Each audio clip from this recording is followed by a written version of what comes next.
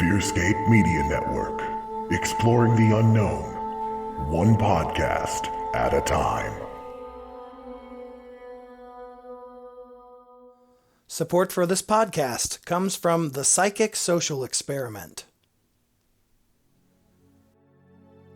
What is the Psychic Social Experiment? What is the Psychic Social Experiment? What is the Psychic Social Experiment? The Psychic Social Experiment from the FearScape Media Network, happening April 23rd at 9 p.m. Eastern Standard Time.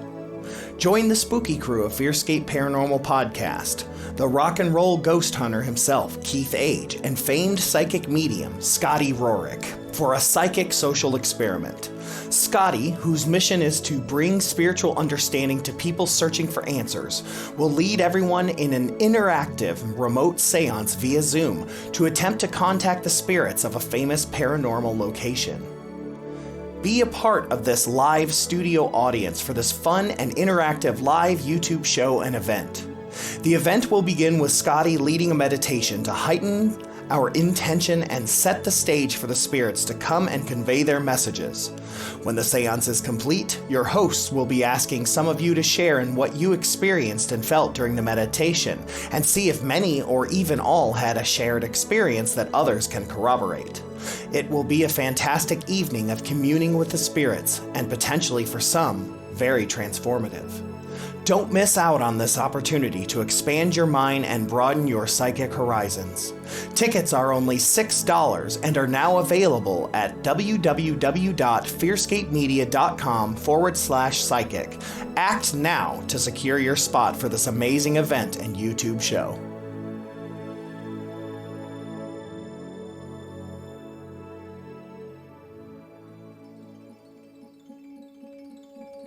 Good evening, dear friends. I am your headmister, Stefan Gearhart. And I am your co-mister, the man with no name, Lance Wayne. And we are the Misters of the Dark. Join us as we discuss everything from horror books, films, and even pretty princesses. Join us every other Tuesday in our dilapidated mansion. You never know what's going to happen next. Only on the FearScape Media Network. That's a good laugh.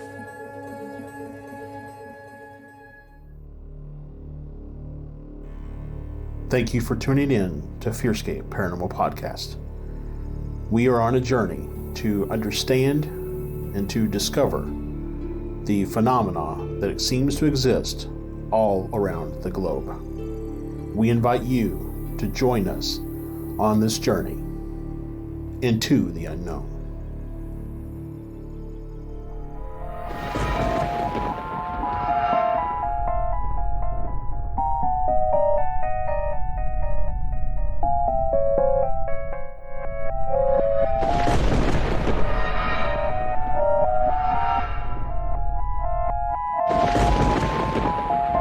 Welcome back, ladies and gentlemen, to another deeply, mysteriously cloaked, foresty edition of FearScape Paranormal Podcast here on the FearScape Media Network. I am Stefan Gearhart, your host for the evening, joined as always by my co-host, the man who shaves every inch of his body before he gets on Zoom, Josh Rutledge.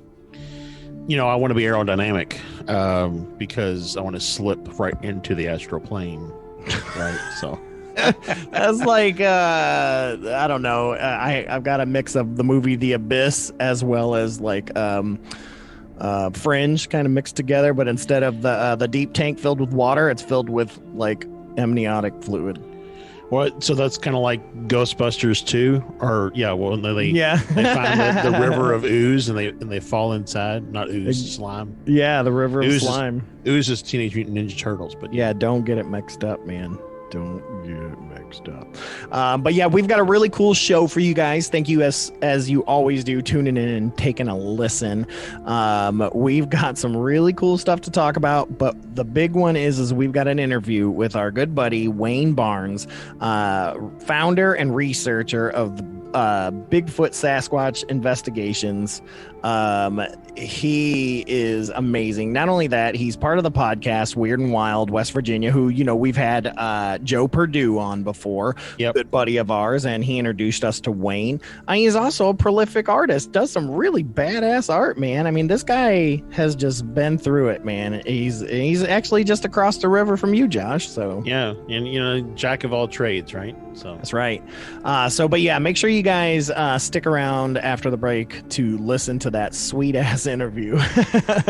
But before we get to that interview, I want to jump into our first segment, as we usually do, which is the psychic word of the week. And now, the psychic word of the week. All right, psychic word of the week comes from the Encyclopedic Psychic Dictionary from Lady, I'm going to call her Lady June G. Bletzer, PhD, rest in peace, my love. Duchess. Yeah, she, Duchess. Of course, has this great dictionary here, and I flipped through the pages, landed on, or is it here? What page is it? 559. So 559. Feel that, baby. Feel that. And the word over here that I looked at that caught my eye was shared dreams. Shared dreams. So I think this is probably gonna be what we think it is, but I'm gonna read it anyways. So here's shared dreams. 1, identical dream stuff dreamt by two people the same night, happens mostly between spouses and in mother-daughter relationships. Or 2, visions of one another seen by two people dreaming at the same time. So very interesting. Makes you wonder if is that a dream or is it just meeting up in the astral plane, right? Well, it's interesting because me and my daughter, whichever one is right. My daughter and us. Yeah. So we had a shared dream one night. It was really interesting. I was dreaming that we were in a different house and our bedrooms were arranged differently. And when Layla had to get up in the middle of the night because she was scared, and she ran to what is currently in our current house, Lily's room. But in the dream, her room was right next to our master bedroom. So I asked her why she ran to Lily's room, and she said because she forgot that was not where our room was. But that wouldn't have happened. So she somehow tapped into the dream that I was having for the way that our house was arranged in my dream. Very, very interesting, man. Very interesting indeed. Pretty sure Santosh and I have in the past have had shared dream moments like that where we've seen each other and talked to each other, and what we relayed to one another was similar enough that we felt like that, yeah, we were indeed talking to each other. So that's pretty cool. Yeah, could be telepathy, could be astral travel, could legit just be dreams. I don't know. Right. But anyways, we're going to go ahead and get off of that subject and move to what do we got? Spooky news. So let's go ahead and jump right into spooky news.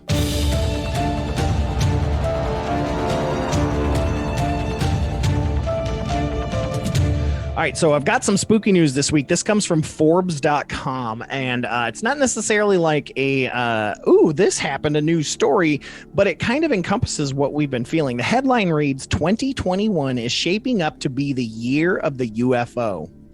And this is, again, on Forbes.com, okay? So it starts out, in December 2020, President Trump signed a coronavirus relief bill that included an interesting stipulation.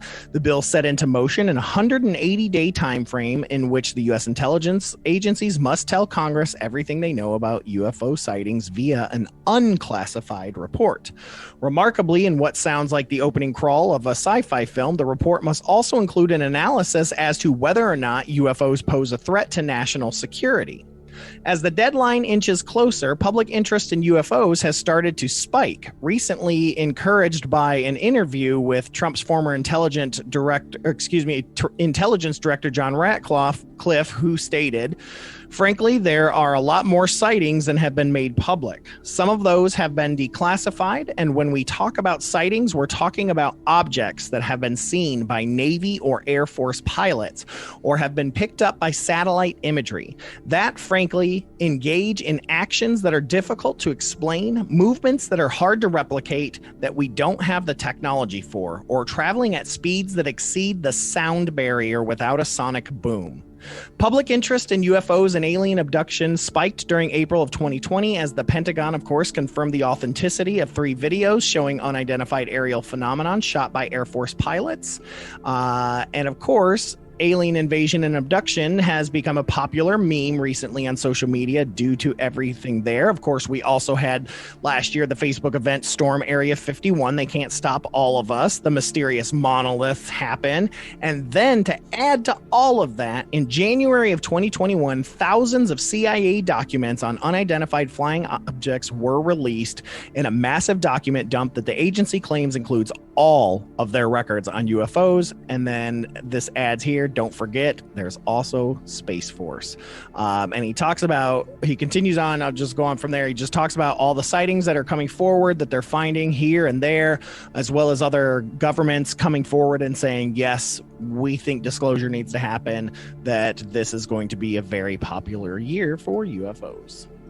So my prediction is that this year we will get some level of disclosure. Next year will be contact. Very interesting. I like that. And the reason I say that is because 22 is, and I know you don't necessarily agree with this, but 22 is a magical number in numerology. I'll preface it in numerology. And next year is 2022. Yeah, well, and 2022 adds down to 6, which is a derivative of 3. Yep. So, well, and then this year is 5. So, yep, that's 1 before 6. It is. Last year was 4. It was really weird. But no, so very interesting year. So as we usually say, at my end there is keep your eyes on the skies, guys. Keep letting us know about any sightings you come across and all of that stuff, man. We want to know. Well, and I'll just say this real quick. There is, with all of this stuff being made quote unquote official, there's no reason to preface it anymore with, don't think I'm weird. Yeah. Right? Stop that. Yeah. Stop telling us we don't think you're crazy, and the world doesn't anymore. Right. Does not. And speaking of crazy, before we get to the last segment of Creepy Catch Up, which we got some cool shit to talk about, is I just want to remind people, one of the best ways that you can help us out is by giving us a 5-star review wherever you listen to podcasts. And it doesn't even have to be 5, but just give us a review. We've been getting some and we love them, and we will gladly take more. But you can also share our pod whatever link you find or whatever, all that stuff. But yeah, let people know, and just hit that review, that share, that like, that all that jazz. I just wanted to throw that out there real quick, man, because we usually wait till the end, but I wanted to talk about it now. But anyways, if you're ready, let's get to our final segment, which is Creepy Catch Up. Creepy Catch Up. Creepy Catch Up. Creepy Catch Up. Y'all, it's creepy. So, Creepy Catch Up. Before we get to the one part that's going to lead to us talking about the second part, I wanted to say I've been having a weird week. I've been seeing a lot of black unmarked helicopters. And of course, I was out with my wife, and she's like, how do you know it's unmarked? I'm like, do you see any words on it? Do you see any markings? Do you see anything? She's like, no, it's a black helicopter. Well, how do you know that it's the Men in Black? I'm like, I don't. I'm just saying it could be. It's weird. Do you not find it weird? it may not be unmarked. All the stickers could be black. Yeah, it's just black on black, man. It's like Vanta black out. Black. Yeah, it's murdered out. That's all. It's all monochromatic, man.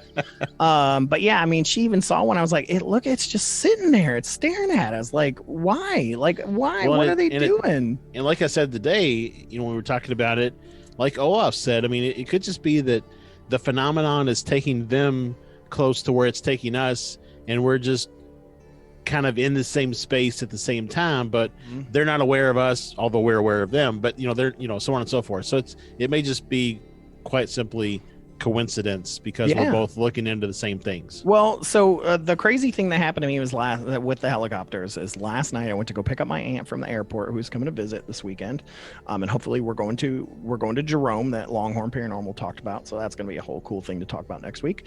Anyways, as I get into the parking lot, here comes a black unmarked helicopter hovering over my parking lot again, like it did that one time. And I'm like, God, so weird. And it's pretty low. I mean, it's low. I mean, not as low as that one that you saw, but it's still low enough for me to be like, man, you're in the middle of the city. You gotta be careful, bro. So I get into my car and I'm heading to the airport, and I notice that helicopter is following me. It is along the exact same path that I'm following. In fact, I can see it the entire way until I get probably about a half a mile into the airport, which I'm sure has restricted airspace. Yeah. It's gone. I noticed it's gone. And then like on my way home, I didn't see it. But then I get into the parking lot. I drop my aunt off because I had to go park somewhere else because people don't save me spots. So I had to park like a block or two away. And as I'm walking, guess who shows back up? But what I assume is the same black helicopter right over the top of me for a little bit and then zooms away. Now, of course, you looked at your phone in your flight tracker app to see what information you could find about that black helicopter, right? Mm-hmm. Nothing. So if it's not reported, that means it's either military or it's... Right. And of course, I know everybody always says you're in Phoenix, Stefan. You've got that big Air Force base nearby, but it's all the way on the other side of town from me. So it's weird. And why would an Air Force helicopter be following you to the airport? Yeah, I don't know. And yeah, it could be coincidence, but man, these coincidences are starting to add up.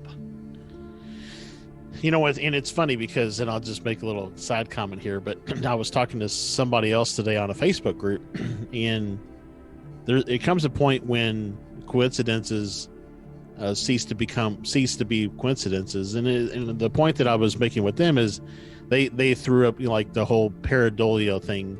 About something that I was seeing on a Facebook page.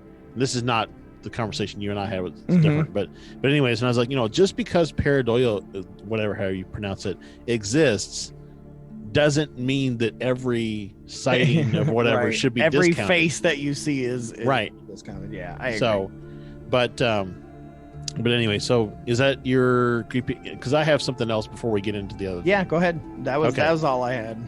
So I was sitting in my car 2 days ago. I don't know. No, yeah, 2 days ago, and out of the corner of my eye, I see a black figure. Like my garage door's open. I'm sitting in the garage. My car, the garage door's open, and I see a black figure walk past my garage. Mm-hmm. Now I've got one of those Ring motion cameras. I'm on the corner of my garage. Mm-hmm. It didn't go off, so it didn't detect anything. There wasn't an actual human walking by. It was just a black figure. Yeah, shadow figure. Yeah, the shadow's not going to pick up. So, and then I got kind of a funny one. So, like 2 days ago or 3 days ago, I got up in the morning. It was like 5:30. I was getting ready to do my meditation before everybody else gets up, and I decided to peek out the blinds into my backyard. So all the lights are off in the house everywhere, except there's one light on in the entryway that between the garage and the house. So there's enough light that there was some reflection in the glass. And when I lifted up the blinds to peek through, these two eyeballs were staring back at me, and it scared the shit out of me until I realized that they were my eyeballs. Dude, I ain't gonna lie. I can't tell you how many times that shit's happened to me. And you know how easily startled I am, and I scream like a little one. And yeah, I mean, my heart rate shot up, and I was like, "Holy shit, what is that?" Then I realized that it was my own eyeballs. That's fantastic. Yeah, that's totally happened to me before. Yeah, that's not a good listener story, people. Like, if you're gonna send in a listener story, don't be like, "I saw it was crazy. It looked just like me. It was my doppelganger. Oh my god, I realized I was looking in the mirror." Yeah. But yeah, so I want to move to Creepy Catch Up because we have had a crazy ass couple of days, y'all. Yeah. Some crazy shit has happened to us. We're going to talk to you about it a little bit. Yeah. And we'll tell you why. But Josh, I'm going to hand over the reins to you, man, and just let you kind of talk about this because it's crazy. So for those who don't know, on our FearScape Paranormal or FearScapePodcast.com, we have a sighting report where people send us sightings, right? Bigfoot, alien, ghost, whatever the case may be. And we get those. They come in, not as frequently as I would like, but they do come in. And so Sunday morning, I happened to check my email, and sure enough, somebody had submitted one. And they had submitted it under the name Terry Wriste. Right. So the same Terry Wriste, we assume, right, is the name taken from Alan Greenfield's books, as well as made popular in Hellier, and that we talk about on this goddamn show all the time. And we've frankly multiple times asked him to contact us. Right. And so here we get a contact. Now immediately we're skeptical. Right. Because like somebody pranking us or whatever. But so in the sighting report, the information included is definitely insightful. Some of the details that are included in the message harken back to theories that we've talked about over the last 18 to 20 months of the show. So if this is a prank, someone has spent a lot of time listening to the entirety of our show, jotting down all of our different theories around who Terry Wriste is and what all this means to put together this prank. Right. They gave us a lot of cipher things, not necessarily Alan's cipher, but like classic ciphers, some numbers that we discovered were, so 1 is A, 2 is B, yada, yada. We were able to figure out some of that, which was very interesting. Some of it is information that he shouldn't have known, that we're still unclear on. So then I guess maybe like a couple hours go by, and we get an email from an encrypted email address, like one of those temporary encrypted email accounts. And it says, "Hey, spooky boys, you have 15 minutes to ask me whatever questions you want, and I will give you the honest, truthful answers." Yeah, until this email disappears, because it's one of those. Right. It's like I did not see this because I'm at the pool. My phone's dead. I'm at the swimming pool swimming. And I lucked I'm in Arizona because I was at Michael's with my family trying to get craft stuff. Not a sponsor. No. And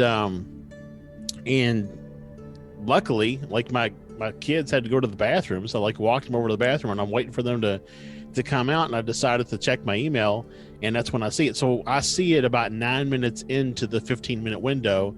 So I frantically type a bunch of just random questions, 4 or 5 questions, right? Because he said he would answer any single question honestly. Yep. And I fired off, and within maybe a couple minutes, he replied back with answers. I thought I had some time. I fired one more question off. He came back and said, "Nope, time's up. I'll be back in touch."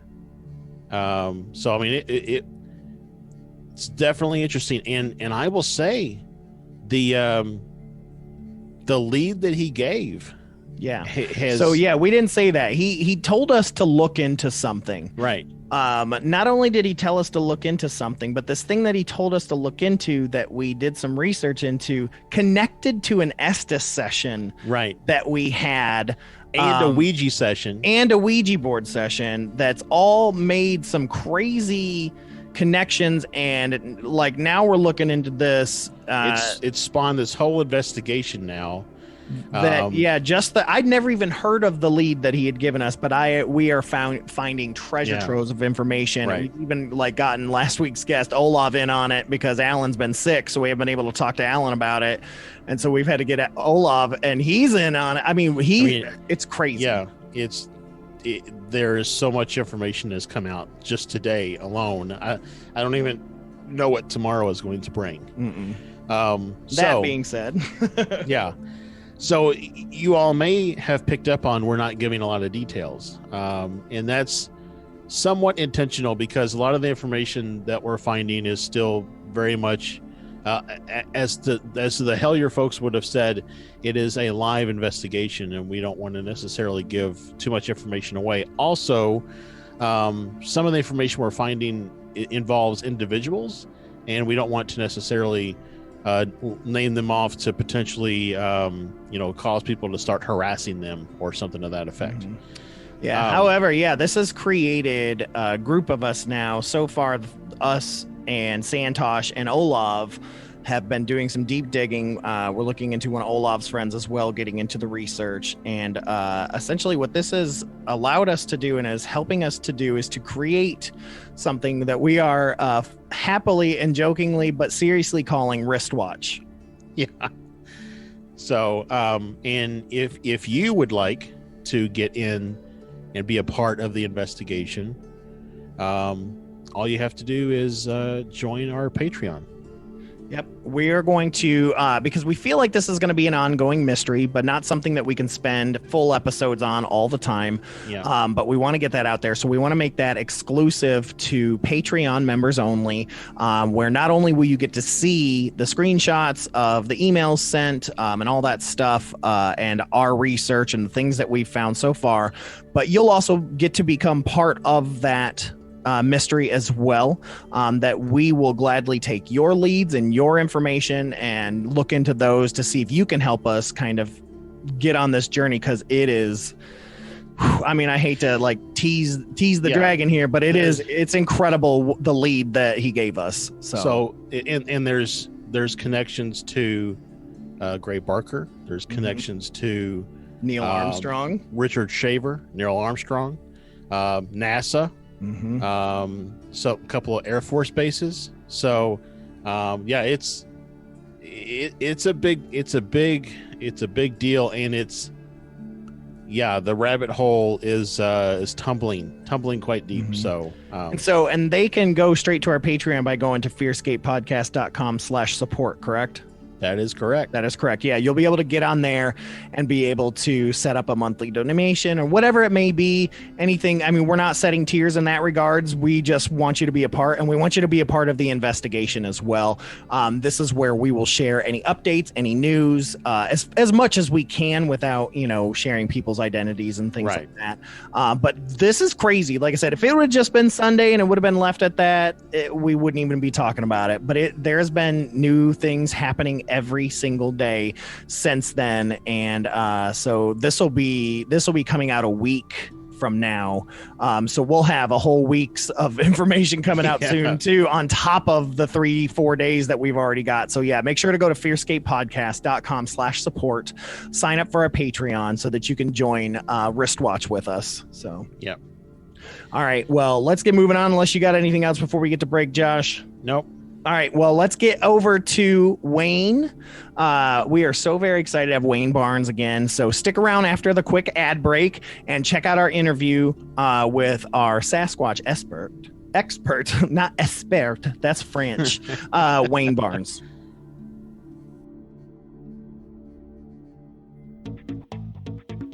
Hey everybody, Stefan here. This episode is sponsored by the great folks over at Box Mountain. Box Mountain is a subscription box service that has my favorite sub box yet, the Cryptid Crate.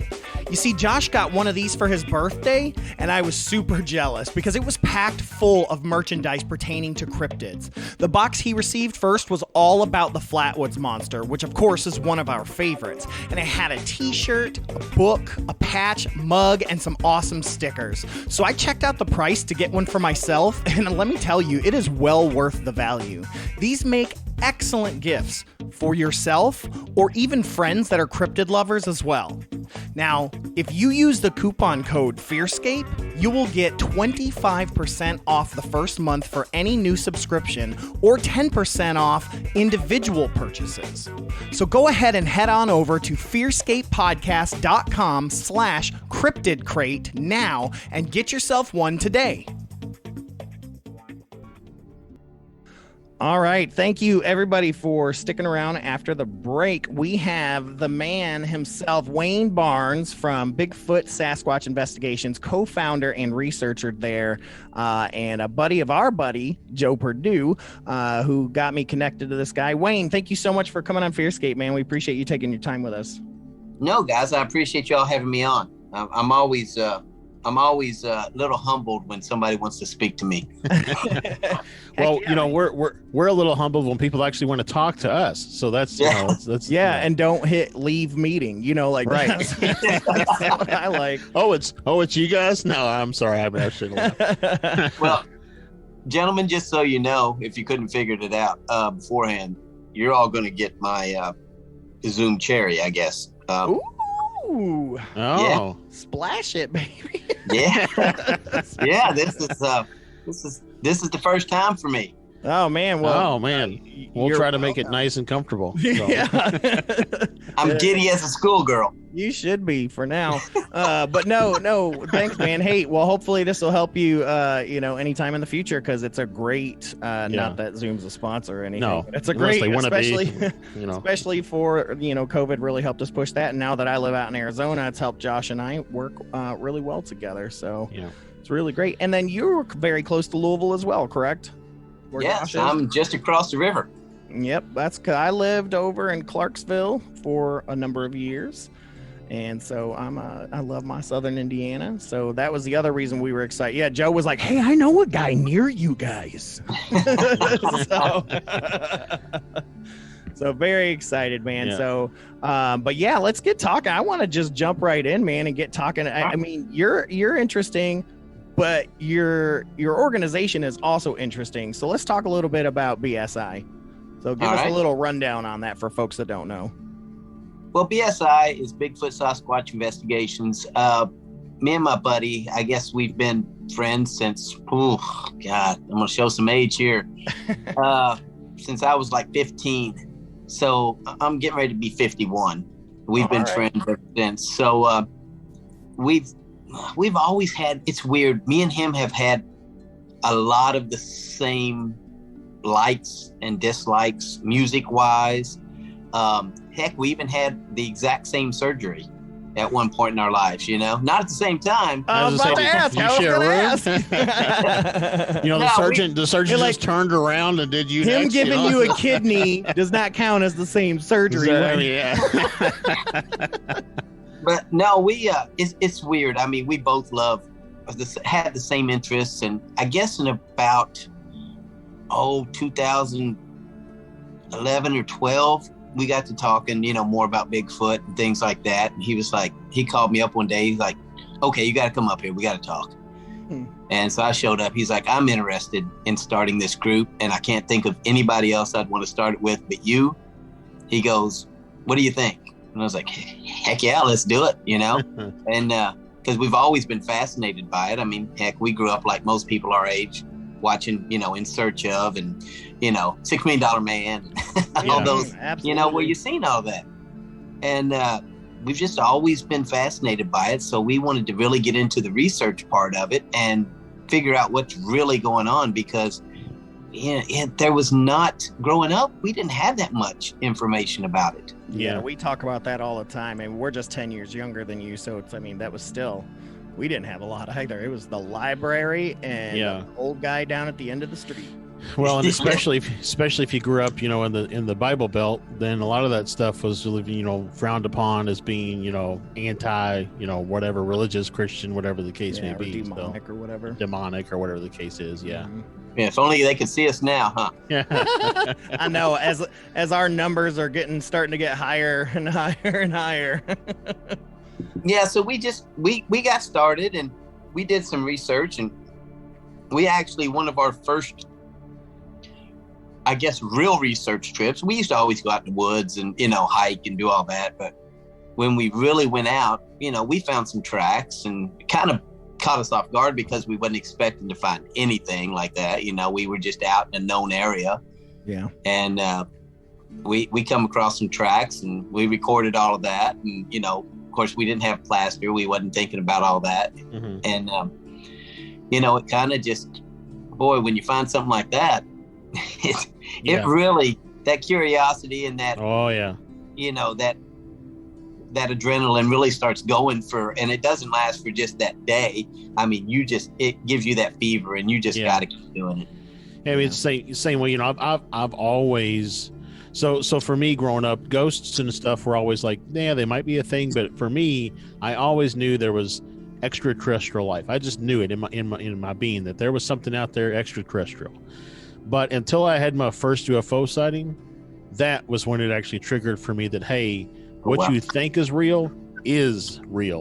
And then from there, it's just, it's like a snowball on a mountaintop, and it's just picking up speed. So Yep. Yeah, that's the way. I mean, I've never had a UFO sighting of any kind, but I've always been drawn to that a little bit. Now, being on the show, that I'm on now, the podcast, you learn so much and you read so much more and doing research and, for topics that you just, it really blows you away how much stuff is out there and how much it all ties in.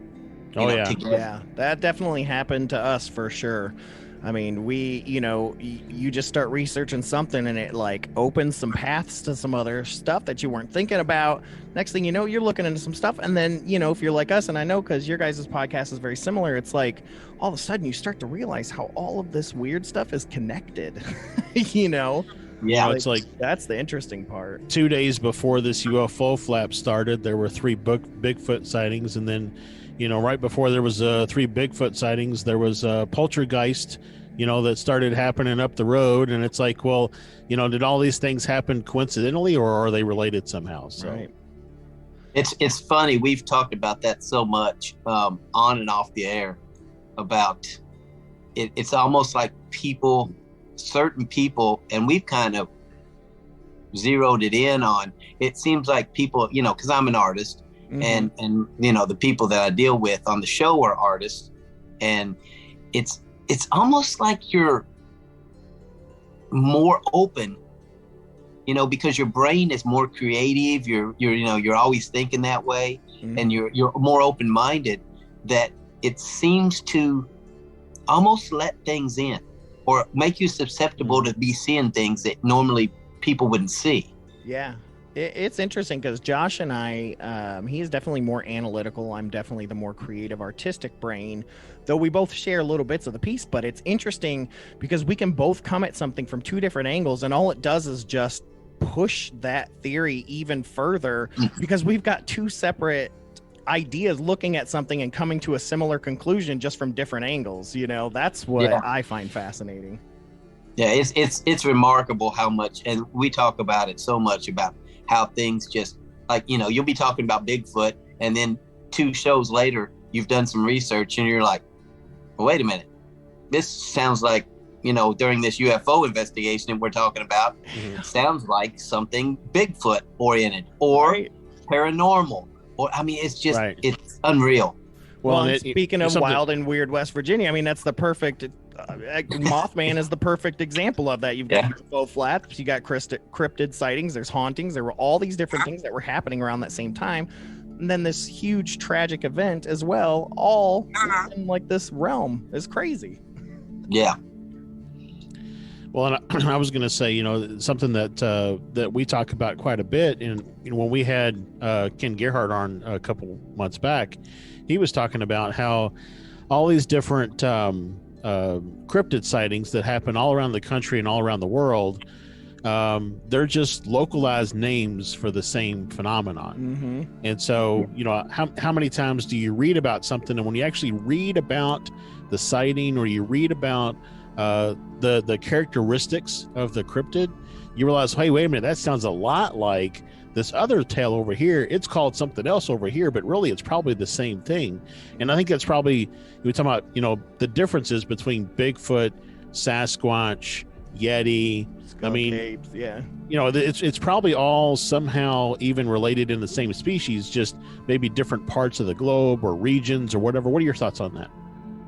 Well, we've discussed the same thing, and it seems to be, to me, I equate it to, like, say, for instance, Bigfoot, because that's my strong point. Right. I think it's almost like even attitudes, characteristics, character of the animal are just like humans. You get, in all animals, you get some animals that are just crazy mean and just attack everything, and then you get some animals of the same species that does none of that. They're more calm and tame, and it seems to be that we're all intermingled in that. Yeah. With I mean, it's really wild when you start thinking about it, because wild and weird. I'll get a check from that, hopefully. Man, I hope so too, bro. It's not going to happen. But no, I mean, it really does seem to be that everything ties in at some even small level, the lowest levels of whatever. And like you were talking about, the reports of, like, say, Lizard Man down in, what was it, South Carolina? Mm-hmm. I mean, I've read the books, I've read the stories. To me, I go, man, that sounds like a Bigfoot. Mm-hmm. But then I go, well, is it just because, I'm more Bigfoot oriented? But the same way with aliens, well, they sound familiar. Well, that's something we've talked about. We joked about are gray aliens, for example, are they juvenile Bigfoot that haven't grown their hair yet? Right. But I mean that's kind of funny. They haven't grown into their body yet. Their head is already there, but right. But who knows? Are Bigfoot born big and hairy? You would think that every animal has some sort of a life cycle that it goes through, and humans change as they mature and so on and so forth. So who knows what a Bigfoot looks like as a juvenile or as a baby or as a toddler or whatever the case may be. So how many of these other hairless sightings are Bigfoot, but they're in a different life cycle stage, and so they don't stage. So a different point in their life. Yeah, exactly. Different chapter of their life. Yeah. So. Well, and even to add on that, Keel talks a lot about, the fairy sightings of the past, or these other sightings of actually seeing their gods and things like that may have just been visitations by different aliens or something like that. That's just how they thought to say it was. Oh, well, it's got to be a fairy because that's in our legends and lore. So that's what it was, and Sasquatch is the same thing. Frame of reference is frame all of it ref. is. Yeah. And now we just live in a world where everything is easily there. Yeah. I was listening to a podcast today. They were talking about the Greys being such a part of pop culture now that it's hard to trust any sightings anymore, because it exists within our collective brains now that if you see an alien, it's going to be gray. Like, it's going to be a gray, type alien. So interesting. Weird. Well, you talk about, though, the kind of state of things are right now. I mean, so my kids are young. They're going to be 7 this year. They're still very much in love with the idea of magic, right? They ask me all the time, do you believe in mermaids? Do you believe in unicorns? Do you believe in whatever, fairies? And I want to encourage them to hang on to that magic as long as they can. But at the same time, I think we as adults could use a lot more magic in our lives. Mm-hmm. To be able to hang on to the unknown a lot longer in life, to question and to, I was thinking this morning, I actually did a little monologue in my car on the way home.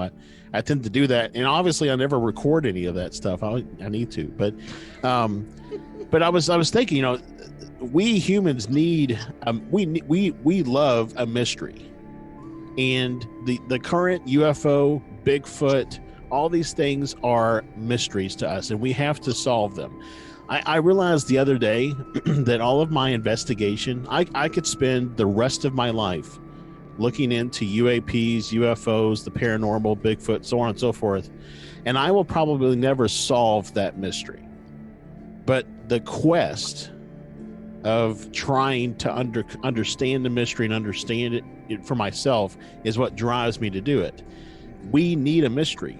The more magic we remove from our lives, the more mundane our lives become. And, I think it just drags down the overall spirit of the earth or the world, altogether. So, yeah, I've kind of thought about that too. And it's like, what if all of a sudden, just one day, within a week, everything we solved all of these mysteries? What would we do? We'd all I don't know. Accountants. Yeah. Paralegals, I guess. I don't know. It's got para in the name. Yeah. Yeah. I don't know if you all had any experiences, but I've seen something, that I God, I hate to say it was Bigfoot because I don't know. I didn't see it that well, but experiences and things I've read tell me that more than likely it was. Right. But then I've also seen what people in the clergy and people that have more knowledge of angels and demons than me have told me what I seen was a demon. And I'm like, and I'm fine with never seeing that again. Yeah. But yet I want to see a Bigfoot again. Yeah, but right. I'm like, there's some things that I don't want to know anymore. Well, I was thinking about it this morning, and something that I've been really mulling over with Stefan and our friend Santosh lately is, the human eye only sees like 0.005 of what there is to see in the world, because that's all we can process, the visible light. So what exists in the rest of that we can't see, that we've tuned out? Maybe that's where these things, demons and angels and unicorns and Bigfoot and all that kind of stuff, maybe that's where they live. They're always here. They're always in this space, but they're just offset a little bit from our current vibrational frequency so that we don't see them and they don't see us, but occasionally we interact in certain situations. Yeah, they say that that's why you kind of catch stuff out of the corner of your eye sometimes, because you're able to the corner of your eye isn't trying to process like the front of your eye is, and so it'll kind of catch that slip, I guess, so to speak. Well, we've discussed some wild stuff on the show, and I have a theory that we kind of delved into, me and Joe, a little bit, and it involved the Nephilim. Yeah, we've talked about that for sure. Yeah. I'll go ahead and tell you all this theory that I'm curious, man. Yeah. And then you all can tell me, either that, I need to go back to start smoking dope or something. I don't know. But come to Arizona, it's legal. I'm good with my bourbon and my cigars. So we've talked about the Nephilim, and we know that they have some supernatural powers of some kind, right? However much of that, once they mated and had offspring, was transferred to that offspring, correct? Mm-hmm. Yep. And I mean, there had to be some. So the offspring could then be, whatever God wanted to wipe out, which was, when he wiped them all out, when he threw the demons into the swine, to get rid of them. So we know that then they can inhabit animals. And I'm giving you kind of the condensed version. Okay. So then what's to say that to survive, that like Bigfoot wasn't more of an ancient animal or creature or human or whatever, because no one knows, there's no experts. Yeah. That the Nephilim, or the offspring of Nephilim, kind of inhabited some of these Bigfoot, or the Bigfoot as a race. Mm-hmm. And what has happened is, like, people see them and then they always say they were gone right in front of my face. And I said, well, if they had that kind of power, they don't need to leave.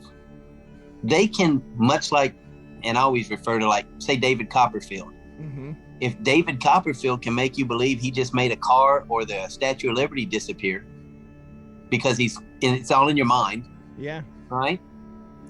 What's to say that these Nephilim aren't standing right in front of you, but they're just making you feel like, they disappeared? Interesting theory, yeah. Yeah. Not necessarily cloaking or anything. It's just that, their mind, is a lot stronger than ours. And we don't use hardly any of our brain for the most part. Right. So I don't know. Like I said, it's just a theory, but it's one that I go. Well, and it fits into that spectrum too. It's like, what if they're able to manipulate the spectrum that we were just talking about, right? Like that. I'll go in. I'll even dive in with the Nephilim theory, because we have our friend and guest, the theologian, who we talk to a lot about this biblical stuff too. And it's like, there's that idea, that why not? Why couldn't they have inhabited. And then I've heard theories that Nephilim or Sasquatch may have been the Neanderthal, that they didn't actually die out. They evolved into Sasquatch or whatever. And that's why there's so little of them, because they almost died out, and that's what they evolved into and things like that. But still, I can take that theory of the Nephilim, whatever powers existed, because, you know, like if the Big Bang happened, which, you know, we think it did, what the fuck was there before it, right? So, or what was there right after it? So we don't know everything that was created. So, and I like Josh, it's like we can't even see half the shit. I mean, for all we know, there's a Nephilim standing right over our shoulder for every single one of us right now. And we would never know, because that was my wife that came in here, Josh. I don't appreciate that at all. But really, thanks for the peaceful sleep tonight. Yeah. But I mean, night hags. You know, maybe night hags or Nephilim that you just happen to see because you're in an in-between state between dreaming and waking. And in the in-between state, that's when you can see the things that move around in your space. Well, and then to get ancient aliens, it's like, what if they weren't angels in the first place, that they were creatures from another world, another planet, that actually seeded with these people and created these hybrid offsprings? So, boom. Well, that's a rabbit hole. Well, it is. And then you go a little bit farther, and you take it into like the whole idea of Darrow and Tarot, and the fact that Shaver talks about these people that live in the earth, so to speak, and so there's these massive caverns with cities and things. So maybe that's where Sasquatch lives. I've always believed before. I've always believed that just because of the native, the First Nations people always believed that they were living in caves or in mountains, and we know that, from our area, that Mammoth Cave. Right. I have been in Mammoth Cave up here, and then I have been in Texas where one of the ends of it is. Yeah. And they found dinosaur bones in that. Yeah. Yeah. So, I mean, and they know that it is a pathway from Kentucky down through Texas. Well, and we talk about that too, that there are so many unmapped caverns that just pickle the entire underground of Kentucky, that the entire state is connected, just Kentucky alone, and then I've been to Carlsbad Caverns, and they too have this area where you can still see the dinosaur bones. They show you over, they were never removed. You can see down there the different bones, from dinosaur bones to later mammals and things like that. There was even like a woolly mammoth tusk down there, and they're like, how did it even get in here? People. Yeah, people. Is it people? Well, you solved that. Thanks. Yeah. Thanks. Well, we're done. I guess I'm going to be a paralegal now. Well, you'll be a paralegal, a paratrooper. It has to be para in the name. You can't go from paranormal to not being something else para. I mean, that's the rule. So, but what I was going to say is the thought that I totally lost it. Oh, no. So you were talking about the lizard man in South Carolina. What we were talking about in one of our early episodes about the clawed beast of the Ohio, and how similar, thinking about the clawed beast of the Ohio, which happened around the Evansville area in Indiana, and how close that is, description to the lizard man of South Carolina, the frog man of Loveland, Ohio, and then even some relationship to the Hopkinsville goblins in Kelly and Hopkinsville, Kentucky. And didn't we figure it out that Kelly, the Hopkinsville goblins, and the clawed beast happened the same day? Yeah, they happen on the exact same day. Oh, really? Yeah, and they're directly, Kelly is directly south of Evansville. As the crow flies. And it was 30 miles or something like that, the difference there. And they are very similar, the way they were described and things like that. Wow. But that got lost because the Hopkinsville story got so big that the clawed beast of the Ohio story got... But the clawed beast of the Ohio story, if you've never looked at it or looked into it, so this, just to kind of summarize it, these people are swimming in the Ohio River near Evansville. Problem number one. Yeah. Well, this is this is back in 50 whatever. I think this is probably pre-damming days, so the river was probably a little lower. Yeah, and it was like an off area where it was kind of like a watershed, so they were swimming in that area. But anyway, so she gets pulled underwater and comes back up screaming, gets pulled underwater again. They finally, her and her friend get her ashore. She's got scratches all over her legs that's got this weird mud in it that only comes from the bottoms of rivers that only exist in caves, in cave systems. So something came out of it under Ohio River cave system, swam up and tried to pull this woman down and left these traces of mud in her wounds. So, wow, I've never heard of that. Yeah, check it out. And then the Loveland frogs, I think, happened the same year. So it's all very similar, and it's all along that Ohio River area. Yep. And especially if it was coming from an underground river, right? If it's going through a cave system, that could have gone straight to Kelly, Hopkinsville area for a place for them to duck and hide and run to. And, of course, you look at Hellier, and then you're looking at the other side of the state, more, stuff like it's crazy, man. Well, and I mean, That's how much, that neck of the hood. All the different rivers and lakes that are connected in Kentucky, and all those things flow over top of a lot of those cave systems. And so they probably have, pieces that trail off from the river and flow through the cave system and come back out somewhere else in the state, and so on and so forth. So yeah, it's just crazy to think about how intricately connected so many of Kentucky is just a really good example. But to your point, the Mammoth Cave system extends far beyond Kentucky. Oh yeah. And I would argue that, we don't, of course, have it mapped, but I'm sure that if you were to somehow map all of the cave systems across North America, I would bet that all of them connect somehow. Oh yeah. It's like a bunch of rat tunnels. Mm-hmm. Three stacks are going to start coming out.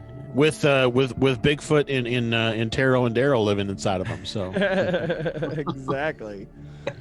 But yeah, so I do want to ask more of a traditional question. Okay. I said I would try to avoid these as much as possible. But that's fine. So what did you have a sighting that said, man, I got to look into Bigfoot? We talked about I saw my UFO sighting and that drove me, right? So did you have a sighting that just spun you up and just, I've got to really look into Bigfoot? I know you've always been interested, but what drove you to start looking into it? Well, I didn't have a sighting till afterwards, which is weird. I've just always been fascinated by the strange, the weird, I grew up on fantasy and fantasy art because I'm an artist, so I was always a fan of Frazetta and Vallejo. Oh yeah, and, me too. Yeah, they inspired me. And I actually talk to Frazetta's granddaughter online all the time. She's, it's amazing that she'll post stuff that I've never seen. And I'm like, oh, something new. Are you kidding me after all these years? Cool. Yeah, I love that. But but I've just always been fascinated by, goblins. And, of course, I grew up and read Lord of the Rings. I remember in 5th grade, I read The Hobbit and the Lord of the Rings 7 times in 5th grade. Damn. And I just couldn't get enough, and it just, everything after that, it just kept coming. And I was just like, oh, that kind of stuff just drives me crazy. Like for instance, everything weird I'm into, name it, I'm into it. I'm eclectic as crap.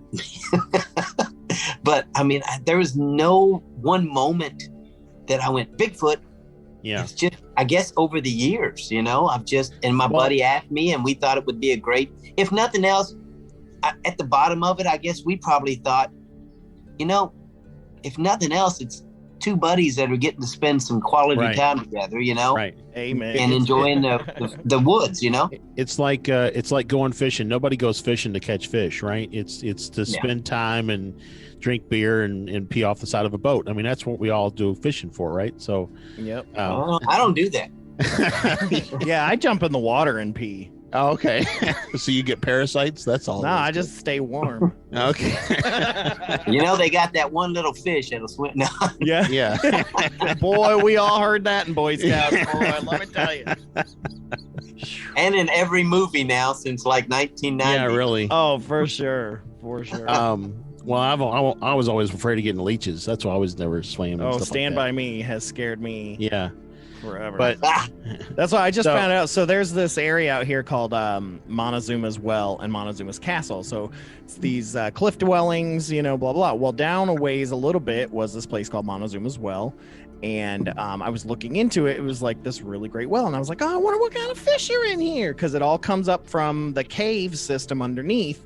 Well, there are no fish because of the amount of carbon dioxide that's in the water that it can't support any type of life, bugs, amphibians, fish, but it can support like crustaceans like shrimp, different freshwater stuff like that. They can, and leeches. There are thousands and thousands and thousands of leeches in this damn well. And there's this picture that I saw online of this guy because they took a diver down to kind of see how far it goes down and where the entrance into the caves and stuff is. And this guy, they were just everywhere, man. And I'm like, nope. A swarm of leeches. Nope. See, but here's the thing. I'll take a leech, but I wouldn't be worried about that stuff out there in Arizona. What I'd be worried about is freaking snakes, man. I don't do snakes. Snakes don't bother me at all, man. They don't bother. Yeah, listen, they don't bother me at all either because I leave them alone. Yeah, same. If I see a snake, I'm like, bye. Yeah, look like Scooby-Doo running. I mean, I have nightmares where the snakes chase me, so Well, that you need to take a look at your sexuality, man. I don't know what's going on, but one of the things I wanted to say was one of the things diversion here is one of the cool things about Bigfoot is that out of all the paranormal things out there, it has the most, in my opinion, physical evidence, because ghosts, there's no such thing as physical evidence. It's incorporeal, right? There's no physical evidence. We don't have any alien things like that. We don't have. Well, the government has them all. Well, yeah, but it's like, we could say that those are lights in the sky. We can say that it's the house moving with ghosts or things like that. But it's like we have these footprints that we find, that we've got casts of that smell that so many of us have been out deep woods and heard that yelp, and the different things that and the knocking, and it's like, but especially the footprints that people find and have found. I mean, I found one. I think I sent it to you, Wayne, too. Was when I was in New Mexico up in the Sandia Mountains, and I found that one. I was like, oh, it's just right there, like. Yeah. That's right there. And that to me is what makes it so exceptional.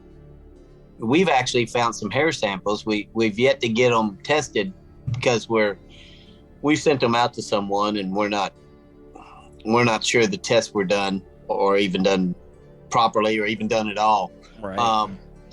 So now we're really kind of close to the chest with who we let in our mat and who we let see them. I mean, I can talk about it all day long, but that don't mean you're going to get to see them. Yeah. So we're trying to round up the right people and to where we can keep them in our possession and have them do the testing, some testing right in front of us. Yeah. Because burn me once, it's on me, burn me twice. I mean, we're just very kind of close to the chest with that, but we have found some weird hair samples. We've heard some wild things in the woods. We have experienced, some craziness. Like I said, with mine down in southeastern Kentucky, that night, I wasn't expecting anything, to be honest. And it kind of changed my world, because I still don't know what happened, at some level. And you can't wrap your mind around it. So you care to elaborate on that story? Well, we went out. I don't know if y'all know who Charlie Raymond is. He runs the Kentucky Bigfoot organization. Mm-hmm. Oh, okay. Yeah. Just a friend of mine. And he asked me if I wanted to go. We were going down. Somebody wanted him to come down. And they was having some issues on their property and some sightings and some things they couldn't explain. And this person was an outdoorsman, big time, made his own game calls and everything. I mean, had his own cable channel show, and he did kind of he was what's the word I'm thinking of? He took people out, to certain places, fishing or hunting or camping. Yeah, kind of like a tour guide. guide. But yeah, there's a better name. Yeah. Sherpa? Yeah.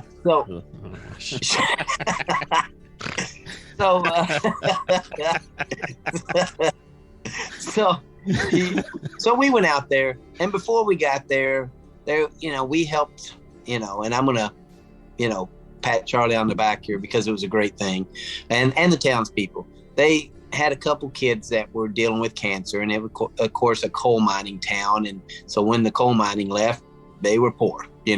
This whole place was just dirt poor, and so we did a presentation, 2 or 3 of us, and I didn't do anything. I just showed up and was helping Charlie, and he did a good presentation, and we had Thomas Markham and a couple other people, and we raised money. So I put some of my prints out there and sold them, and stuff like that. We gave all the money to the families, raised a ton of money. Incredibly, the people that in the town that didn't even have much were donating to these 2 families. I mean, it was great community, joining in. So we go that night, meet the guy, and we had went to dinner, and it's funny because Charlie, am I boring you? No, not at all. I'm in, man. So Charlie, actually, we were eating before, that evening, and I said, what'd you order, Charlie? He goes, I'm having the fish. And I went, well, that's a bad move. Who does that? Who gets fish in a strange town, in Kentucky? Right. Well, where's that fish coming from? Is it glowing? Yeah. So ended up, he got sick, and he had to stay, and he was like, dude, you got to go, And so we had, I don't know, we had, let's see, 1, 2, 3, 4, 5, 6, 7, 8 people.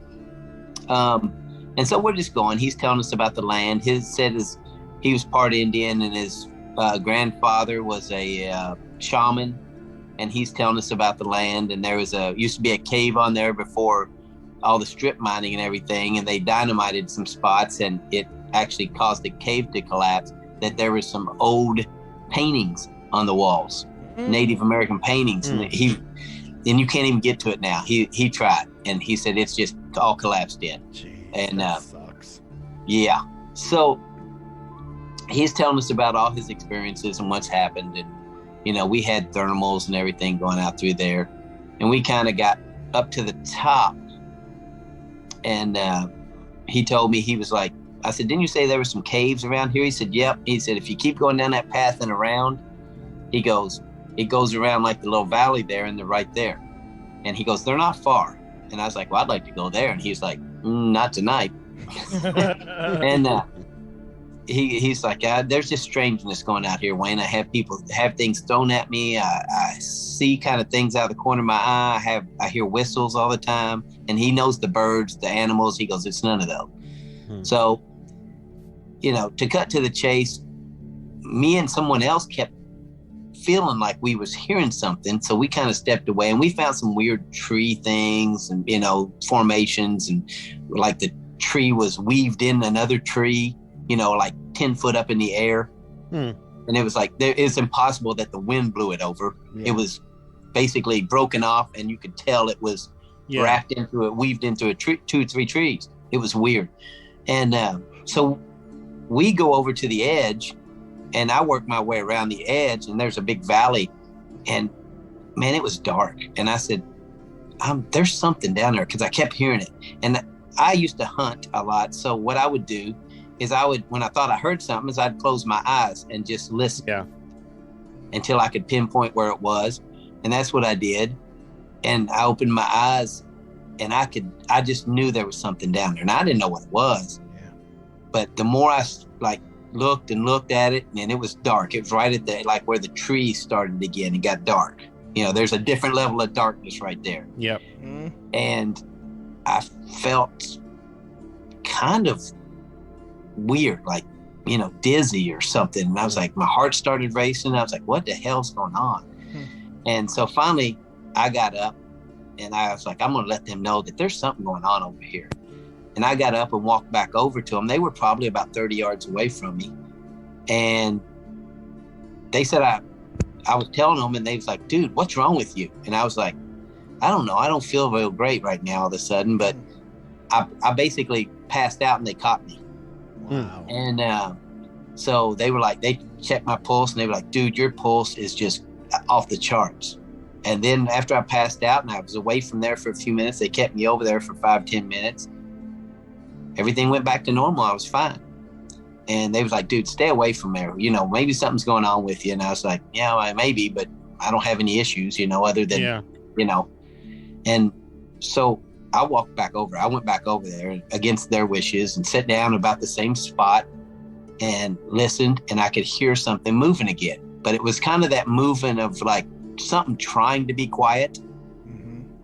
And it wasn't a deer. I know what deer sound like, you know. Now, he said there's been bear down there. There's been mountain lions, and I've never heard those. So, but still, there was something there. I knew it.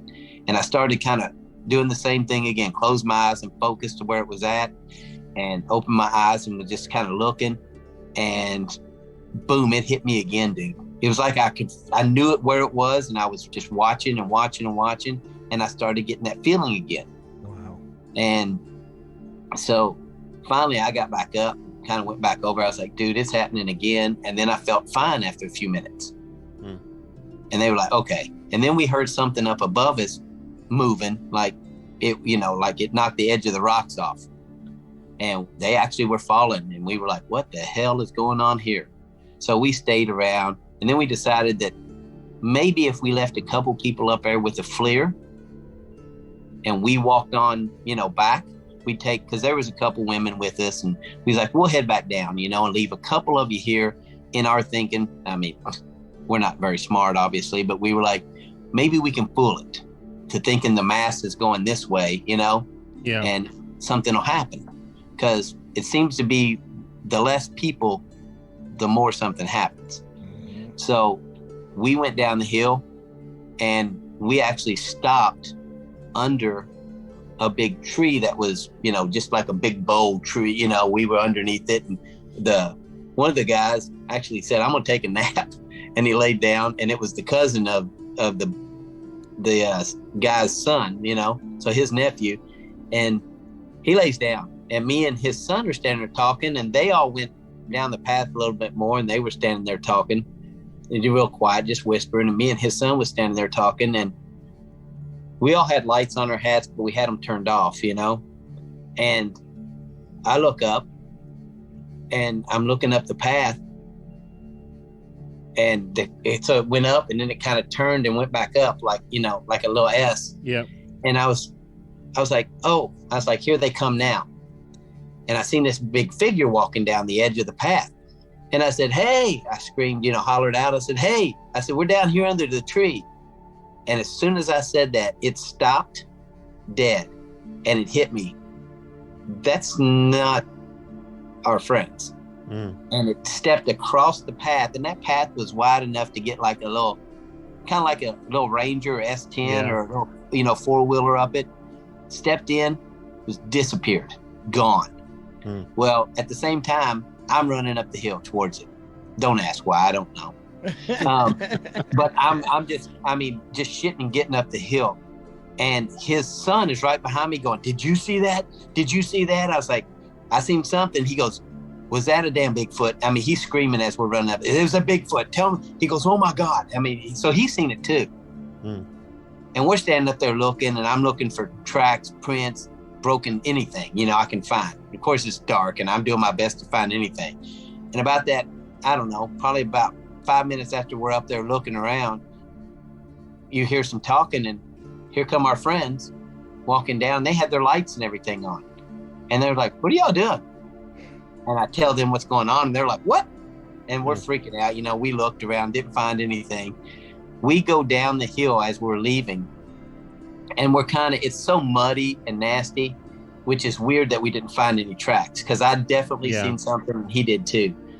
We're walking down the path, and we're, you know, kind of two at a time, you know, like probably about 15 yards in between each little group. And me and the guy are talking. His name was Jerry. He's passed on now, unfortunately. And we were talking, and he was like, "What did you see?" And I was like, "Man, I don't know what I seen." And I'm just telling him, just trying to describe it. And I'm like, "I don't know." He goes, "Was it a Bigfoot?" I said, "I can't say that. I'll never say that because I don't know." Yeah. And about that time, we hear the most clear, crisp, perfect whistle you've ever heard up on the ridge above us. And he looked at me and he goes, "Did you hear that?" And I said, "Yes, that whistle." And he goes, "Yes." Now this guy, is over 6 foot tall, big boy. He gets giddy like a little schoolgirl. He's just jumping up and down. He goes, "Oh my God, that's what I hear all the time." He goes, "What was that?" I said, "I don't know. But it didn't seem like anything I've heard in the woods before, like a bird or anything." And he goes, "It's not." He goes, "And that's what's haunting me. That's what's bothering me." He goes, "I hear it a lot when I enter the woods, when I leave the woods." And I mean, I've never seen a big guy so giddy in all my life. He was just freaking out. But I mean, I don't know what I've seen. I don't know what happened to me. We got to talking about it later. I told my story over and over about what happened to me. I told it to Charlie. He asked me when I got back to the room, probably for 3 hours, just, "Okay, tell me your story again." Yeah. Dude, I just told you like 7 times, but he wanted to make sure nothing was changing, or that nothing was. And it's weird. I don't know what it was, but it's crazy. I mean, we've heard other things, me and my buddy Tim. We've heard a big roar. We heard a deer running, and I know what a deer sounds like running. We thought we jumped the deer. It was in a pine or a cedar thicket, and we were down below it, and we thought we jumped the deer. And I said, "Well, there goes a deer." And all of a sudden you heard something sound like a semi going through these woods after it, just crashing. It's like nothing was in its way that was going to stand. And all of a sudden you didn't hear that deer no more, and you didn't hear that thing running no more, and you heard the god-awfulest yell that you've ever heard. And I was like, somebody got him a deer. I mean, it was weird and creepy. And I said, "Let's run up there and see where it's at." And he's like, "Dude, not the best idea." Yeah. And I was like, "No, you're probably right." But that's where I'm so curious about all that stuff. Yeah. And it just fueled me to, even more. Well, why does all this stuff have to happen in the night? Why can't we, have investigations that happen in the daytime in a wide open field, With satellite imagery. They've had them, Yeah. I mean, look at Falk, and look at, the Falk monster. They've had that. And I mean, look at Patty. Yeah. Mm-hmm. It all depends on if you believe all that story. Now, I know Bob Gimlin, he's a friend of mine. He's family to me. And it doesn't get any more real when he tells you his story. If you've never met him, it's if he's lying, then there's no hope for any of the rest of us, Right. Because he tells you and he'll look you in the eye the whole time, and he doesn't really care if you believe him or not. But like you said, he's seen it. As a matter of fact, That's how I feel about Travis Walton. Same thing. Yeah, I see. Well, speaking of a good case, one of the things that brought our attention to Wild and Weird West Virginia and Joe Perdue was the Sasquatch sighting from John Tinney that happened last year. Remarkable story. I mean, we got to talk to Joe about that in length for, hour and a half or so. Did you get to take part in any of that? Or is that No, I wasn't there for that. When I go out there, we're going to go to a couple of those places and, do some research, but I didn't get to. I remember when it happened, and I remember when he called me and said, "Dude, this is, you got to listen. You got to just sit back." Because that's why we were so excited. I mean, he was resolute, and the evidence is striking. Mm-hmm. Well, they just found. Did you know that he just found another track? No. Joe or the John guy? Joe. No, I don't think I heard that. Yeah, well, John is just a herpetologist or whatever you call it. He's just some guy, Yeah. Joe, actually, some lady emailed him and they call it the Wineberry tracks. Oh, I did see that Wineberry. That strikes some memory to me. You guys covered that on the show, right? Yeah, yeah. And so he just they found tracks out there, and some telltale signs, and that sounds like a promising spot too. So and of course he was on Finding Bigfoot, so Hollywood is what I call him now. Captain Hollywood, yeah. He hates it. He hates when I do that too. Oh, of course, I believe it. So, you were talking a little bit about the tree being woven into another tree. We had read my mind, dude. Tyler Strand on not too long ago. He was in the Hellier series for a couple episodes, second season, I think, and he was talking about how he's been really researching into those where it's like I don't remember what he called them, tree structures, where it's like a bunch of different trees that are kind of intersecting or whatever that are laid over on each other. Have you ever seen those or any experience with those at all? We've found a couple. There's one on the property that we're investigating now, and we've been investigating it for a while. There's been, everybody that is surrounding this property, and it's probably about 300 to 600 acres. Everybody that's got close to this property has had some kind of sighting or incident. And the guy that owns most of it is he's had a lot of issues. He's got like 3 or 4 rental properties on it, and people have had to leave because they're they get scared or they get tired of dealing with it. But yeah, there's we've found, well, we don't know that that's what it is, definitely, but it's really weird. And we even asked him, and he was like, "Where's it at?" So we were telling him, and he's never seen it, but we just happened upon it, and it's right by a little stream that runs through his property. And it almost looks like it's laid over, and then there's a spot you could almost, and the way we described it is it's almost like a holding spot for like a mother that would put her young in there. Because we could get in there, like one at a time. Me and him could get in there, and it seems perfectly laid over with all these trees, and that's what we thought, maybe that he was cutting some stuff and just to lay them in. But it was a weird spot to do that. But we was like, we don't know. And then the first time he found it, and then he showed me, and I was like, dude, this looks like where if you were going to put like a baby for protection. Or a young one, and tell them to stay there while you're hunting. It sounds to me spot. Like you're describing Superman's little ship from the Superman movie before it melted when it went through the atmosphere. You know what I'm talking about? Like it had all the juts out everywhere, but this is the foresty Sasquatch. It sounds like a blind to me. Is it a blind? Is it kind of like a blind? Is that in a way? But it's right on the ground. It's right on the ground, and it's just almost like you laid. And they're not small twigs or anything. These are big, huge branches that have been laid over each other like this and stacked up. And you could lay in there if it was raining, and you probably wouldn't get wet a whole lot. And they found ones that are all just full tree logs like that have been put together like that. These furry men of the forest, it's almost like as if they are. To me, it almost feels like art too. Like to get if we compare them to us or to compare them to apes and things like that, we are the few in that species that can appreciate or create art. And I almost look at that as if it's kind of art as well as function. Yeah. Well, and it makes me ask the question, and I'm going to ask you the question.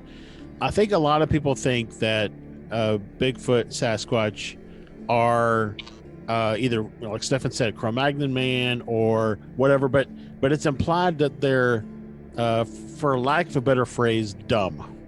But there's no indication to me that these are not intelligent animals or intelligent creatures. And the Hendersons?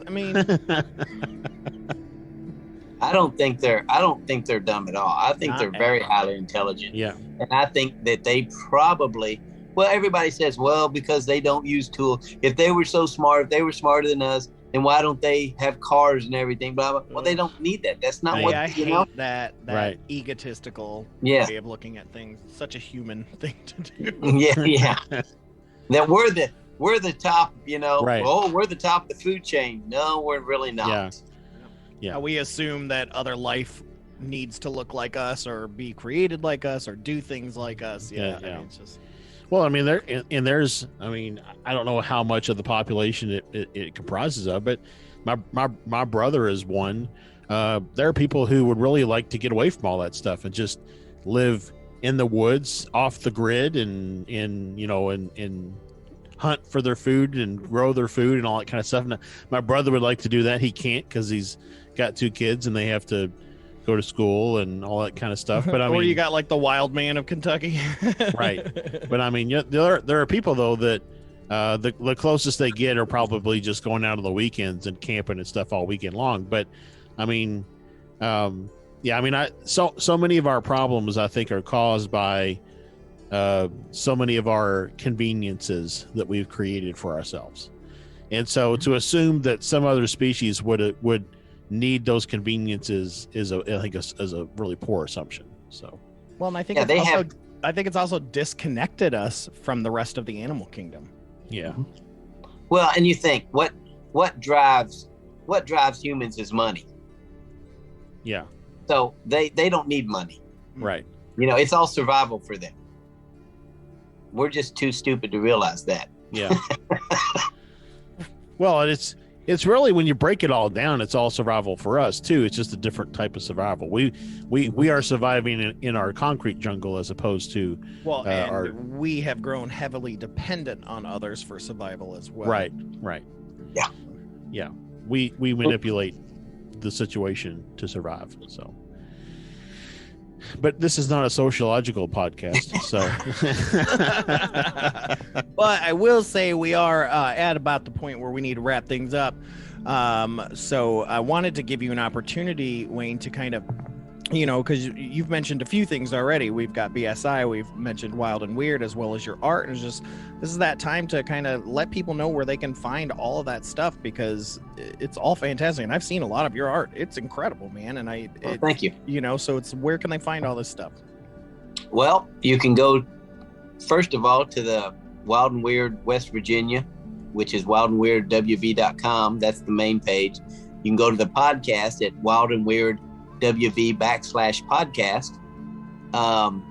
And you can listen to all of our episodes there. And we have some great people on, you know, like you all do. We just, and then there's times when we're just BSing and having fun. And that's what we do too, yeah. Yeah. That's sometimes those are the funnest. And then you can go, if you want to connect with me, you can go, Wayne Barnes on Facebook. If you want to get on my art page, it's Wayne Barnes Designs on Facebook, and you'll see a picture at the top, because apparently there's a fake one out there and I haven't figured out how to, I've reported it and they still haven't taken it down. So some people go there, and this is the picture you'll see. This is the picture you'll see at the top of the page if it's mine. Oh, great. So we got Karloff, and Karloff. We got the... So that's the one that's at the top. There's actual art on my page. The other one, there's nothing. And I don't know why people connect to it. But there's nothing there. I don't know. But, sometimes I've done that where I've tried to find a certain person. I'm like, I don't know which one it is, so I just click on all three. You're the guy who sends a message to all the Stefans on Facebook saying, "Hey guys, how great is it to be a Stefan?" That's me. we have a group. It's awesome. He's like, which one is the real Richard Simmons? Right. Oh man, but yeah, absolutely, guys, get out there and check out all that stuff, because the podcast is great. Just the work that BSI does, that Wild and Weird does, that your artwork, and I always got to push Joe's statues and toys and stuff. Oh yeah, Lord, his stuff is amazing. Yeah, Ron and Joe are just amazing. That's the stuff they put out, and yeah, and I'm always humbled and thankful that they let me go along for the ride, even though on the show I always tell them that I'm the star. Right. Well, that's why we asked you and not them. But you did have Joe on first. We did, but we were trying to get John on. We were building up. Oh, you were trying to get to me. Is that what you were trying to do? Yeah. Yep. We were too nervous to go the direct route. So. Yeah. I got you. But yeah, that's one thing I love, and we push a lot of people over to the Wild and Weird group page as well, because much like ours, all you guys are very active, and especially Ron. Ron is on there in like 2 seconds. Boom. Oh, if you ask a question, that man is jumping on you, man. Well, that's because he doesn't have anything else to do during the day. Some of us work for a living. Ron and Ron's an alien. So this is true. He's like the ultimate gray. He is, man. But thank you, Wayne Barnes. Thank you so much for coming on FearScape, man. We really appreciate it. Don't be surprised if we ask you to come back around some other time, because we really enjoyed this, had a really good time, man. And you guys aren't too far from each other, so wouldn't be surprised if you guys connect. Other than that, man, thank you again. We love having you, man. No, thank you. I appreciate it, guys. Great show. Thank you.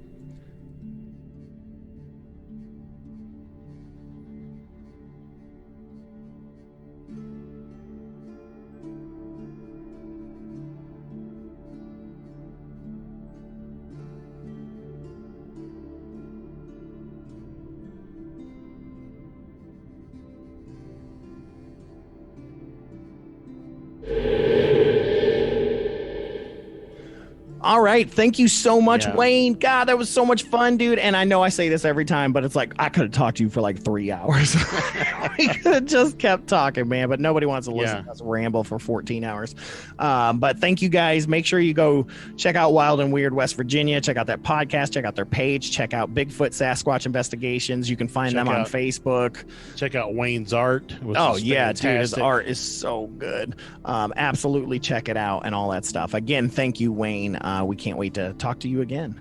But Josh, let's get out of here, man. I'm ready to get back into some of this Terry Wriste stuff, man, because we've already had a couple notifications on WhatsApp letting us know that Olaf's already found some new stuff. So I'm already shut up. Let's go. I want to go look at this. Well, it's like he's on a different time zone than me, even for you. And so it's going to be an interesting, it's going to be like the days where I used to wake up and have all those messages from you and the theologian. Oh, yeah. Now it's going to be, look at all this cool stuff I found. So, yeah. Yeah, I know. It's like, I hate to drag this on, but it's like Santosh was away when we got into our first initial conversation with Olaf. And so he showed up and he's like, this is all fascinating. Like hours later, he's like, I'm caught up. So, but yeah, make sure, guys, fearscapepodcast.com/support. Get into that so we can get you on wristwatch so we can fill you guys in, because I want to talk about it so bad. Yeah. But this is just, this is the way we need to do it. Helps us grow the podcast, helps us out anyways. And it's some really interesting stuff. Yeah. So, but we got to get out of here. But of course, before we go, we got to get into our listener story. And I wanted to get into that. I've got another UAP sighting that was sent in to us. This comes from a listener named Natasha Atkins. She's from Alabama. She is a blanket hugger from Alabama. And anyways, here's her UFO sighting that she wanted to share. When I was 16, I saw a silver oval shaped object flying up slowly past some trees in the distance of where I was. It didn't make any noise, and then it just disappeared after a few minutes after I noticed it.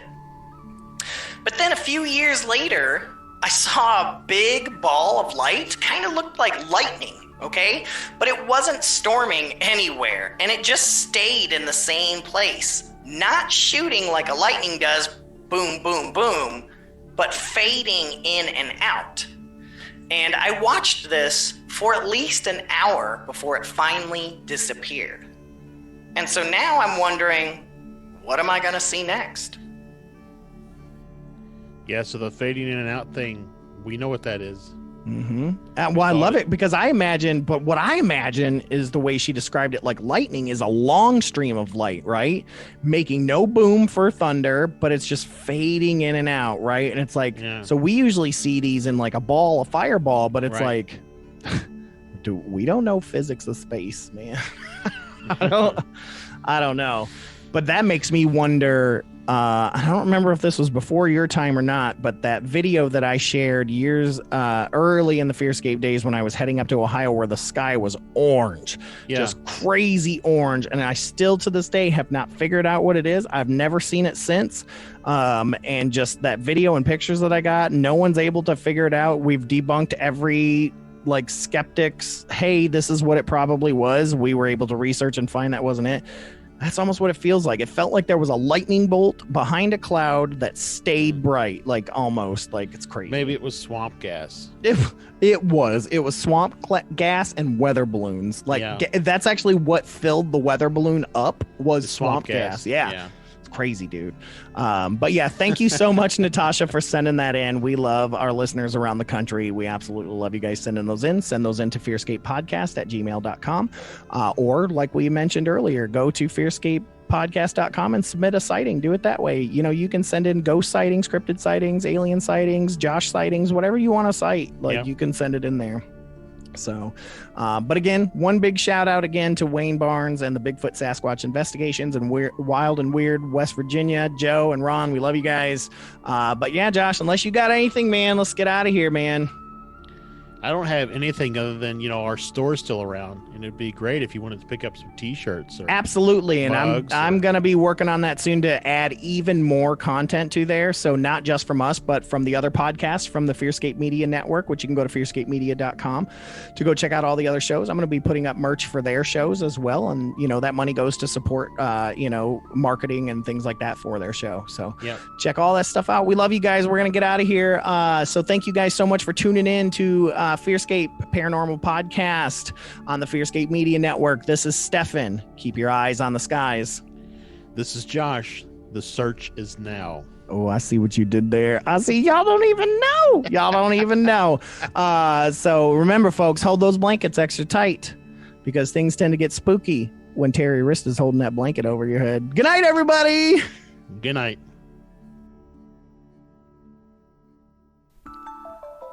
We hope you have enjoyed this guidepost on the road of high strangeness with us.